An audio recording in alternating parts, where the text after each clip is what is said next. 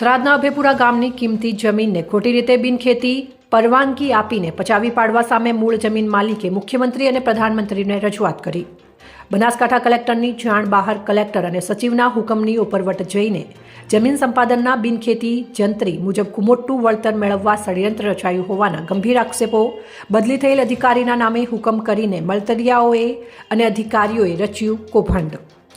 થરાદ તાલુકાના અભેપુરા ગામની એક કિંમતી જગ્યામાં સરકાર દાખલ થઈ જે જમીનને થરાદ નાયબ કલેક્ટર દ્વારા માત્ર ટોકન ભાવે બીજા ઇસ્મના નામે ગ્રાન્ટ કરવામાં આવેલ છે,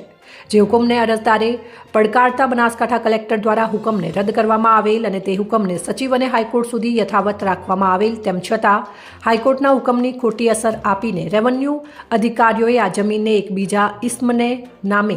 ચડાવી દીધી છે, જે વિરુદ્ધ મૂળ જમીન ખરીદનારના વારસો દ્વારા મામલતદાર થરાદને વાંધા અરજી અને રેકોર્ડ સુધારણા માટે અરજી કરવામાં આવી છે, જે કલેક્ટર કચેરી પાલનપુરના બિનખેતી વિભાગના અધિકારીઓ દ્વારા જમીનના ટાઇટલ અને વાંધા અરજીને ધ્યાને લીધા વગર સચિવ અને હાઈકોર્ટ સુધી જે ઇસ્મે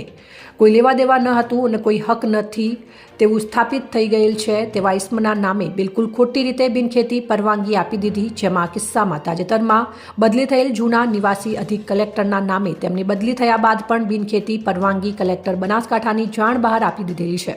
આ કિસ્સામાં જમીન સંપાદન તળે હોવા છતાં સંપાદન ખાતાનો અભિપ્રાય મેળવવા વગર સરકારની સૂચનાઓ વિરુદ્ધ જઈને ખેતી અને બિનખેતી જંત્રી વચ્ચેનું મોટા વળતરના તફાવત મેળવવાના કાવતરા હેઠળ ખોટા વ્યક્તિને સંપાદનની રકમ આપવા કાવતરું થયેલ હોવાના આક્ષેપો કરવામાં આવ્યા છે। અહેવાલ રામજીભાઈ રાયગોડ, કાંકરેજ, બનાસકાંઠા।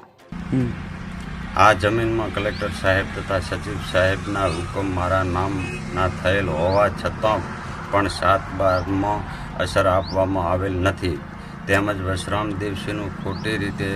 ચાલુ રાખવામાં આવેલ છે, તેમજ તેમના કોઈ હક આ જમીનમાં ના હોવા છતાં પણ બિનખેતી કરી દેવામાં આવેલ છે અને અમે કલેક્ટર ઓફિસમાં નકલો લેવા માટે ગયા, ત્યાં બિનખેતીના ટેબલે સરળતા અધિકારી દ્વારા નકલો પણ આપવામાં આવતી નથી। મારી વાંધા અરજીઓ હોવા છતાં પણ આ ખોટી રીતે બિનખેતી ન